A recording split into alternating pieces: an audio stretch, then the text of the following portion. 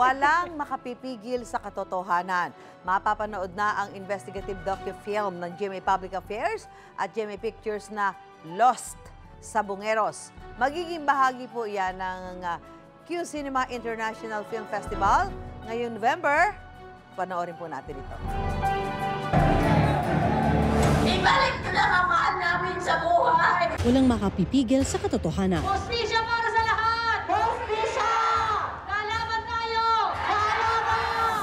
Matapos makansela ang pagpapalabas noong Agosto, mapapanood na ang GMA Public Affairs at GMA Pictures investigative docu-film, ang Lost sa Bungeros. Buhay pa po ba ang mga nawawalang sa Bungeros? Magiging bahagi ito ng Q Cinema International Film Festival.